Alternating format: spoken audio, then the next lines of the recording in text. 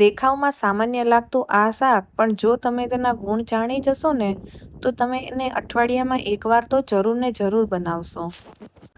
તમારા ત્યાં આ શાકનો શું ભાવ છે તે મને કોમેન્ટમાં જરૂર જણાવજો અને તમે તેને શું કહો છો તે પણ મને જરૂરથી જણાવજો. તો હેલો ફ્રેન્ડ, જય શ્રી કૃષ્ણ અને હર હર મહાદેવ. તો કેમ છો મિત્રો? તમારું મારું ચેનલમાં દિલથી સ્વાગત છે. તો આજે જે બજારમાં મળતું આ શાક જે ફક્ત ચોમાસામાં જ મળે છે અને હા, ઘણાને ભાવતું પણ હશે અને ઘણાને નહીં ભાવતું હશે. જો જેને નહીં ભાવતું હોય તો તેના માટે તો એકદમ આ ખાસ રેસીપી છે. નોર્મલી મને પણ આ સબ્જી નહીં ભાવતી હતી, પણ જ્યારથી મેં એકવાર આ સબ્જી ટેસ્ટ કરી છે એટલે મને તો આ મારું ફેવરેટ બની ગયું છે.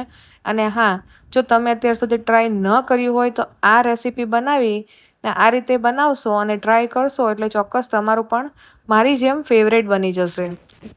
તો ફ્રેન્ડ્સ, અમે તો આ શાકને કંટોલા કહીએ છીએ. તમારા ત્યાં શું કહેવાય છે તે મને જણાવજો.